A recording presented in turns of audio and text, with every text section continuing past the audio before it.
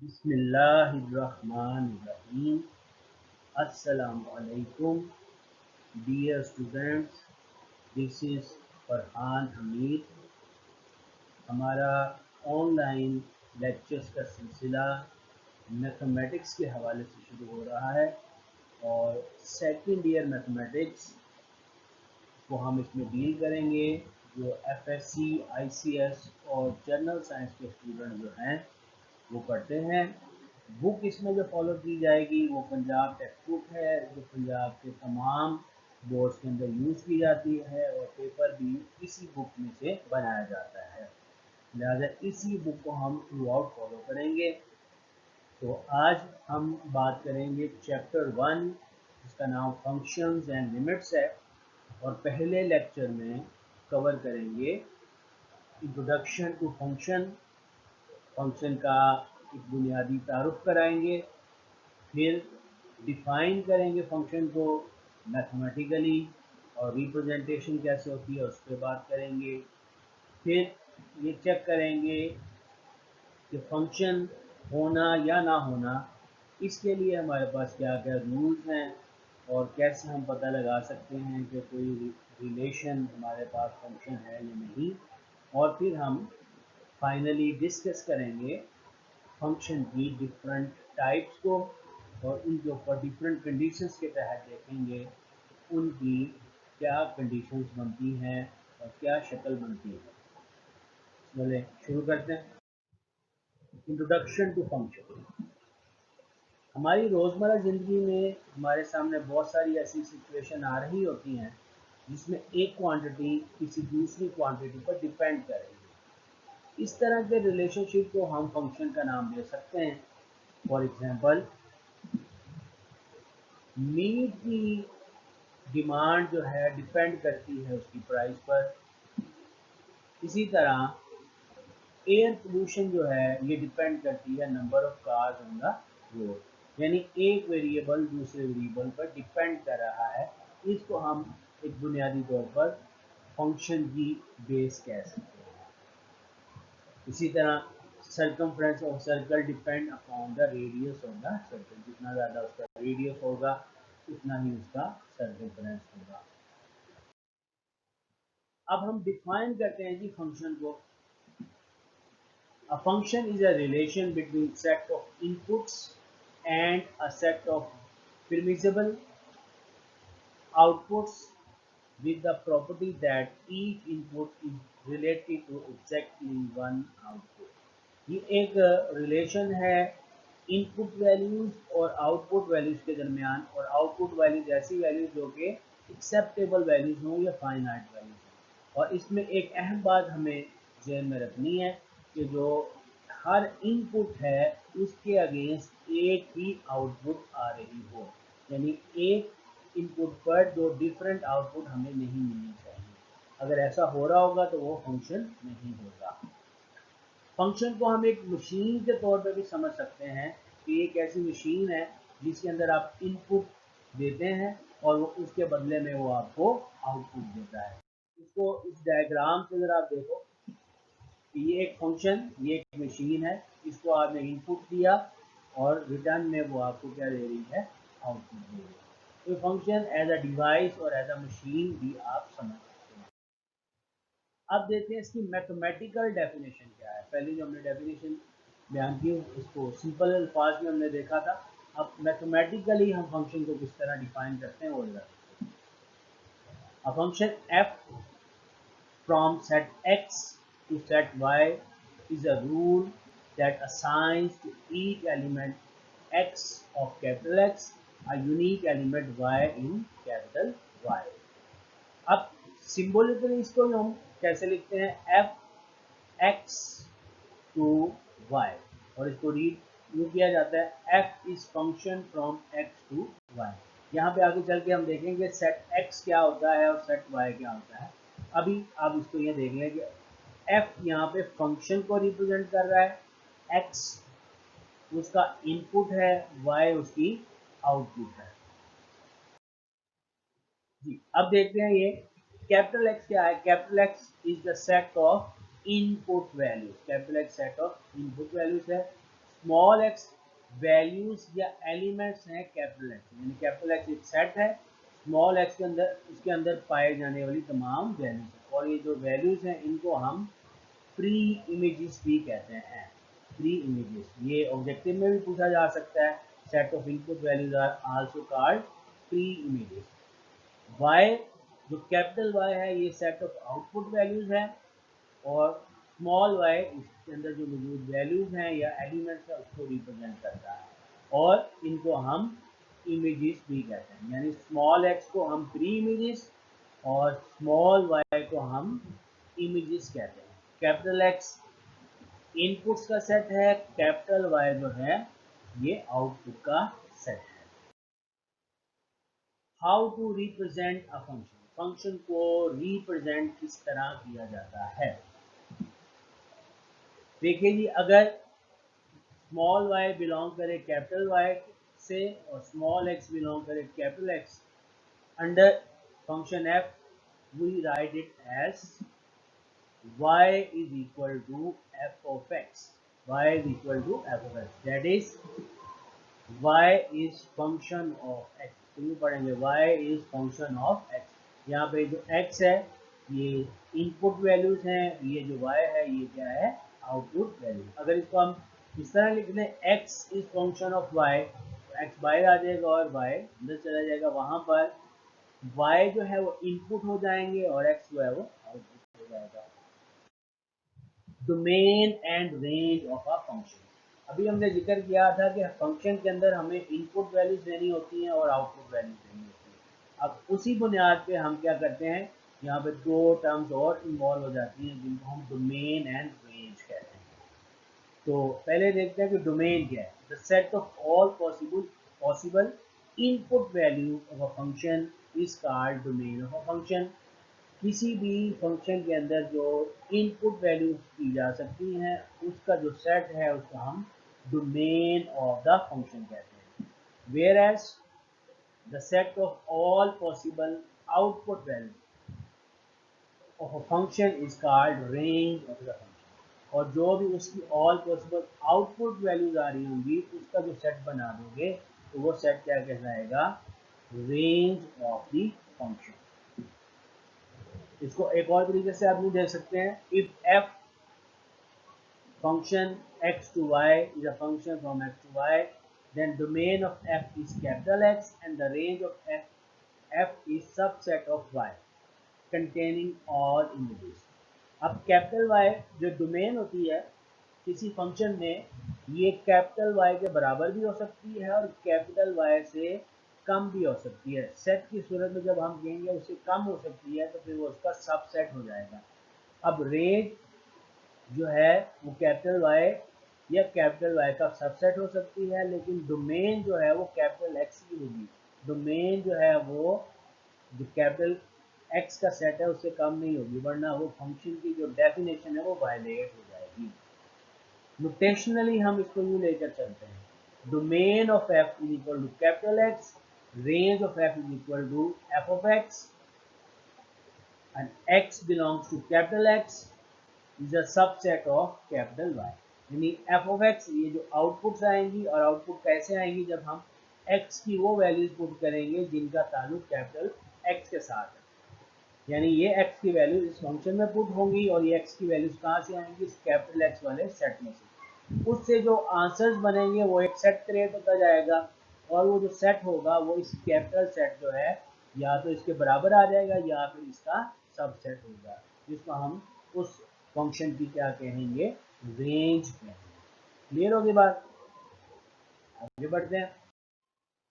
Independent and dependent variable, अब उसी function की डेफिनेशन में हमने कहा था कि एफ एक फंक्शन है एक्स टू वाई, इसमें जो स्मॉल एक्स जिसका ताल्लुक कैपिटल एक्स के साथ है उसको हम इंडिपेंडेंट वेरिएबल कहते हैं, और स्मॉल वाई जिसका ताल्लुक होगा कैपिटल वाई के सेट के साथ उसको हम डिपेंडेंट वेरिएबल कहते हैं। जो स्मॉल एक्स है इंडिपेंडेंट वेरिएबल, इसकी जो वैल्यूज़ हैं ये हमारे कंट्रोल में होती हैं, इसका इनपुट हम खुद से देते हैं, जबकि जो y के आंसर्स हैं वो इस इनपुट के अगेंस्ट आते हैं। यानी y के आंसर एक्स की वैल्यूज पर डिपेंड करेंगे। जिस तरह से एक्स की वैल्यूज आएंगी उसी तरह से वाई के जवाब हमें मिलेंगे, और ये डिपेंड करेगा कि आपका जो फंक्शन है वो किस तरह का है।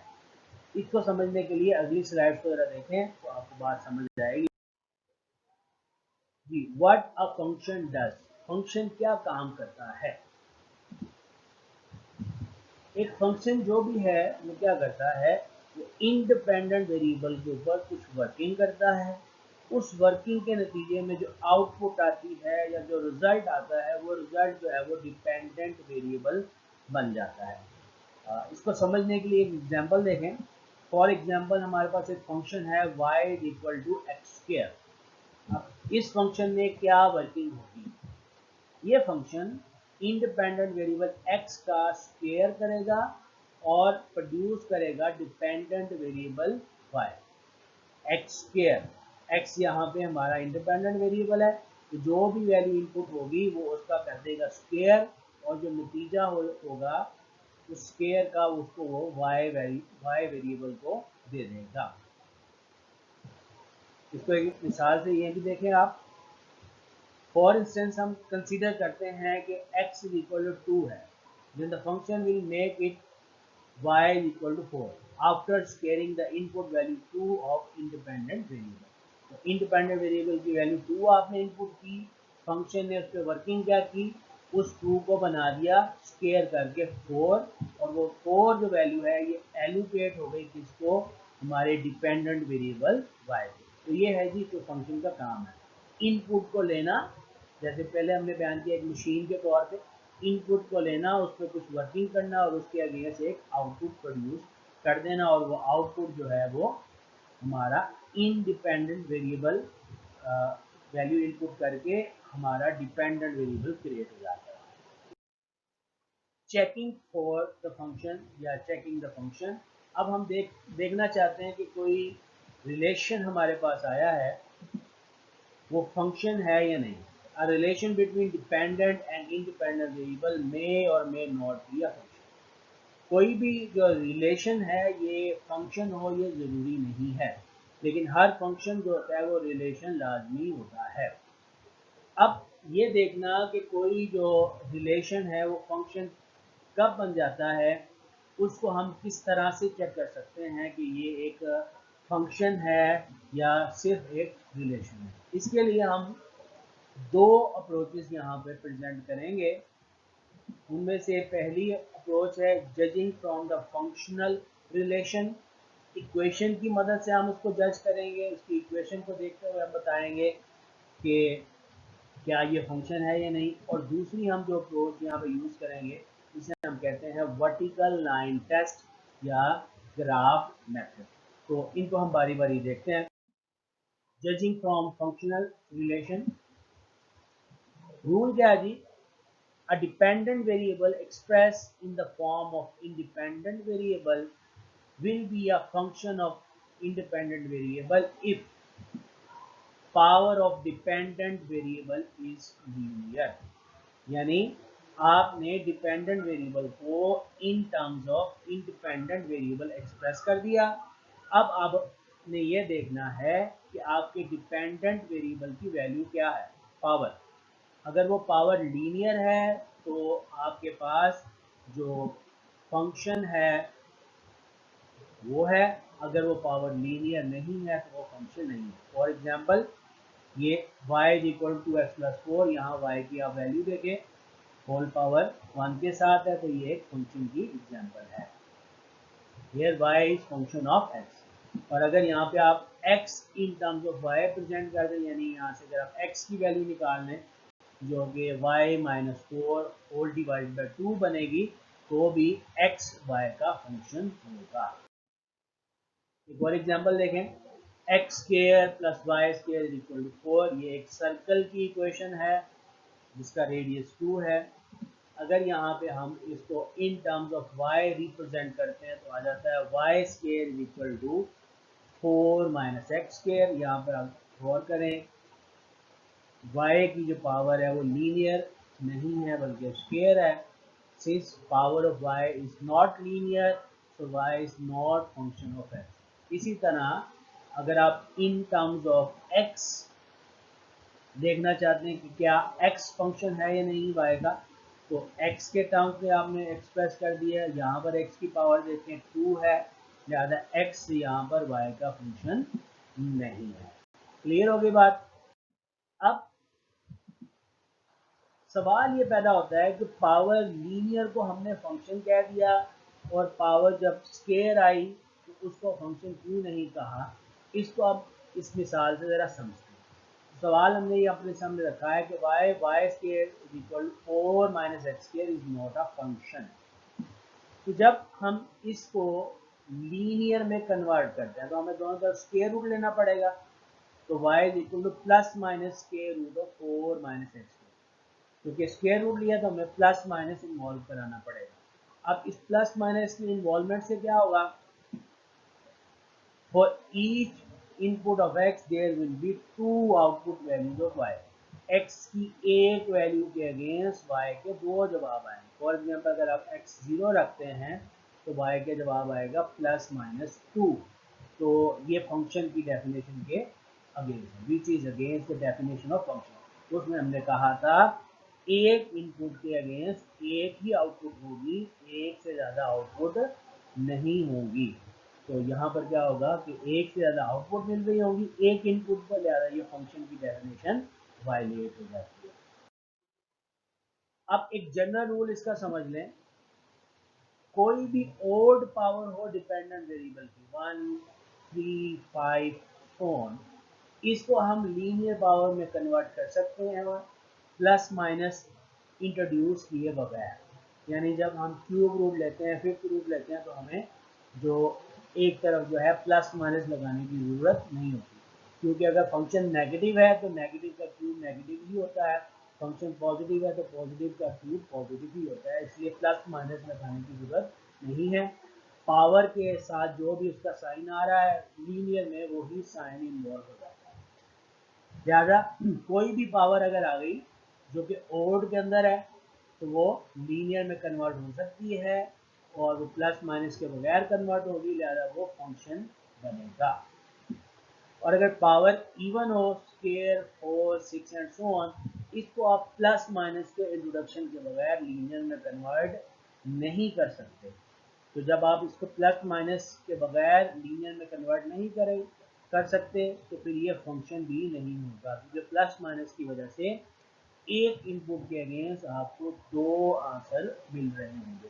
तो जनरल रूल ये हुआ कि डिपेंडेंट वेरिएबल की ओड पावर्स ये फंक्शंस में कन्वर्ट हो जाती हैं और इवन पावर जो है फंक्शन में कन्वर्ट नहीं होती। ठीक है जी। कुछ और मिसालें देखें, जैसे वाई क्यूब 2 प्लस एक्स ये फंक्शन है, वाई पावर 4 2 प्लस एक्स ये फंक्शन नहीं है, और Y power 5 is equal X ये फंक्शन है। पहली दो ये वाली ओड पावर है, ये भी ओड है तो ये फंक्शन है, ये जबकि इवन पावर है तो ये फंक्शन नहीं। तो इस तरह से हम जज कर सकते हैं इक्वेशन की मदद से कि हमारे पास जो गिवन रिलेशन है वो फंक्शन है या नहीं। दूसरा आगे जी vertical line test. Vertical line test ये कहता है कि आपके पास फंक्शन का ग्राफ बना हुआ है, आपने उस ग्राफ के अंदर एक वर्टिकल लाइन ड्रॉ करनी है। अगर वो वर्टिकल लाइन उस बने हुए ग्राफ को एक से ज़्यादा पॉइंट पर कट कर जाए तो जो ग्राफ बना हुआ है वो किसी फंक्शन का ग्राफ नहीं होगा, बल्कि किसी रिलेशन का ग्राफ है। अब एक से ज़्यादा पॉइंट पर कटने का मतलब ये है कि देयर आर टू वैल्यूज और more than two values at single value of X. जब आप वर्टिकल लाइन लेकर आते हैं तो उसमें एक्स की वैल्यू फिक्स होती है, यानी एक्स की एक वैल्यू होती है, और अगर आप उसी लाइन के ऊपर फंक्शन दो जगह कट गया, आपका जो ग्राफ है वो दो जगह कट गया, इसका मतलब है कि एक्स की एक वैल्यू पर ग्राफ दो जगह कटा है तो वाई की वहाँ पर दो वैल्यू, अगर तीन जगह कटा है तो एक्स की एक वैल्यू के अगेंस्ट वाई की तीन वैल्यूज हैं। तो अगेन लॉजिक इसकी भी वही है कि x की एक वैल्यू के अगेंस्ट y की भी एक वैल्यू होनी चाहिए, एक से ज़्यादा वैल्यू नहीं होनी चाहिए। एक से ज़्यादा वैल्यू होगी तो फिर वो फंक्शन नहीं कहलाएगा। इस ग्राफ इसकी मदद से हम देखते हैं ये इस तरफ जो आपको प्रेजेंट किए गए हैं ये फंक्शंस हैं, जबकि इस तरफ जो है वो फंक्शंस नहीं है। जैसे ये पहले देखिए स्ट्रेट लाइन एक आ रही है, इसमें आपने ये वर्टिकल लाइन खींची, बस एक ही पॉइंट पे कट रहा है, लिहाजा ये क्या है, फंक्शन है। दूसरा इस ग्राफ को पैराबोलिक ग्राफ है, वर्टिकल लाइन काट रही है, एक ही पॉइंट पे कटेगी। इस ग्राफ को देखें, इस ग्राफ को देखें तो वर्टिकल लाइन आप इसके जहां मर्जी जिस मर्जी पॉइंट पे आप खींच दें, एक से ज़्यादा पॉइंट पे कट नहीं कर रहे। इसके बरक्स इनकी तरफ जैसे एक सर्कल बना हुआ है, तो सर्कल को जब आपने यहाँ पे कट करेंगे तो ये एक इस पॉइंट पे कट कर गया, एक इस पॉइंट पर, ज़्यादा ये फंक्शन नहीं है। इस एक पैराबोलिक इस तरह ज़रा देखें, यहाँ पे आपने कट किया वर्टिकल लाइन के साथ, एक इस पॉइंट पे कट गया, इस पॉइंट पे कट गया। तो अब यहाँ पर देखिए एक्स की दोनों वैल्यू 5 और 5 एक्स की दोनों वैल्यू सेम है, जब इसके अगेंस्ट एक दफ़ा वाई की वैल्यू 2 आ गई है और एक दफ़ा वैल्यू -2 आ गई। इस तरह इस ग्राफ के अंदर देखें, यहाँ पे ये वर्टिकल लाइन इसको 3 जगह पर कट कर रही है, तो इस पर आप गौर कर ले, तीनों जगह पे एक्स की वैल्यू जो है वो सेम है और वाई की वैल्यू जो है वो डिफरेंट हो रही है। Same is the case with this type of graph. तो ये हमारे पास आ गया वर्टिकल लाइन टेस्ट। इसके लिए हमारे पास फंक्शन का जो चेक करना है वो ग्राफ की मदद से, इसलिए इसको हम ग्राफिकल मेथड भी कहते हैं। तो ये हमारे दो तरीके आ गए जिसमें हम चेक कर सकते हैं कि फंक्शन है या। नेक्स्ट आ गई जी types of function. Different types of function है, उनमें से पहली type linear function. A function x to y of the form ax plus b, जिसमें a जीरो नहीं होगा, इसको हम लीनियर फंक्शन कहते हैं। इसमें a और b क्या है, कांस्टेंट है। लीनियर फंक्शन का जो ग्राफ है वो हमेशा स्ट्रेट लाइन होती है और इसको हम फर्स्ट डिग्री पैराबोला भी कहते हैं। और स्ट्रेट लाइंस ये आपके सामने आ गई, किसी भी शेप की हमारे पास हो सकती है, पॉजिटिव स्लोप में, नेगेटिव स्लोप में, ये हमारे पास देखिए डिफरेंट 360 हमने लाइन ड्रॉ करके आपको दिखा रही है। इनमें से कोई भी होगा, ये फंक्शन सारे लीनियर फंक्शन ही कहलाएंगे। अब मजीद देखते हैं कि मुख्तलिफ कंडीशन पे लीनियर फंक्शन के साथ क्या होता है। अब अगर हम ऐसा करें कि a को 0 कर दें और b 0 ना हो, इस सूरत में ये फंक्शन जो है ये कांस्टेंट फंक्शन बन जाएगा। और कांस्टेंट फंक्शन जो है इसका जो ग्राफ है वो एक हॉरिजॉन्टल लाइन बन जाएगी जो कि एक्स एक्सिस के पैरेलल हो जाएगी और वाई एक्सिस के परपेंडिकुलर हो जाएगी। दूसरी सिचुएशन लेते हैं, अगर a को 1 कर दें और b को 0 कर दें तो ये एक आइडेंटिटी फंक्शन हो जाएगा। इसकी शक्ल ये होती है f of x equal to small x। आगे चल के आइडेंटिटी फंक्शन को मैं डिस्कस करूंगा डिटेल के साथ। अभी आप यहाँ पर इस कंडीशन को समझ लें कि अगर लीनियर फंक्शन में a 1 हो जाए और b 0 हो जाए तो फंक्शन जो है वो आइडेंटिटी फंक्शन बन जाता है। नेक्स्ट आ गया जी quadratic function. Function x to y जिसकी शक्ल ये हो ए एक्स के बी एक्स प्लस सी, ये आपने फर्स्ट ईयर के अंदर पूरा चैप्टर क्वाड्रेटिक के हवाले से पढ़ा था। ये वो फंक्शन है जिसमें ए बी और सी ये क्या होंगे, कांस्टेंट्स होंगे। इसका जो ग्राफ है ये पैराबोलिक शक्ल का होगा। पैराबोलिक शक्ल क्या होती है मैं आपको दिखाता हूँ, और इसको हम सेकंड डिग्री पैराबोला भी कहते हैं। और पैराबोलिक शक्ल ये होती है हमारे पास, ये एक U shape, extended U shape इस तरह से हमारे पास आ रहा होता है। ये हमारा जो भी क्वाड्रेटिक फंक्शन होगा उसका ग्राफ जो है इस शक्ल में हमारे सामने आएगा। उसके अंदर एक बेंड जो है वो आपको शो होगा। ठीक है जी। अब देखते हैं कि क्वाड्रेटिक फंक्शन पर डिफरेंट कंडीशंस अप्लाई करने पर इसके साथ क्या होगा। देखते हैं कि अगर a को 0 कर दिया जाए और b और c 0 ना हो तो फिर ये इस शक्ल में आ जाएगा bx प्लस सी, जो कि एक लीनियर फंक्शन है। अगर हम a को 0 ना करें और c भी 0 ना हो लेकिन b 0 कर दें तो ये प्योर क्वाड्रेटिक की शक्ल इख्तियार करेगा, जो आपके सामने इस तरह से आ गई। अब a और b 0 नहीं है लेकिन c 0 है तो ये क्वाड्रेटिक ही रहेगा, लेकिन इसका एक रूट जो है वो 0 हो जाएगा और शक्ल हमारे सामने ये इस तरह से आएगी a x square plus b। अगर a 0 कर दें, b 1 कर दें और c को 0 कर दें, अब ये आइडेंटिटी फंक्शन बन जाएगा। जैसे लीनियर के केस में हमने देखा था वो भी आइडेंटिटी बन जाता है। और अगर a को 0, b को 0 और c को 0 ना कराएं तो ये बदल जाएगा एक कांस्टेंट फंक्शन के अंदर। इज इक्वल टू सी, ये एक कांस्टेंट फंक्शन। तो ये हमारे पास डिफरेंट कंडीशन आई क्वाड्रेटिक फंक्शन के बाद। कांस्टेंट फंक्शन ऐसा फंक्शन जिसकी शक्ल यूँ होगी F of X equal to B, और ये याद रखिए ये जो रिप्रेजेंटेशन है ये हमें जाहिर करती है कि हमारा इनपुट वेरिएबल कौन सा होता है और आउटपुट वेरिएबल कौन सा है। कैपिटल एक्स इनपुट है और कैपिटल वाई यहाँ पर आउटपुट है, और उनके ये सेट्स।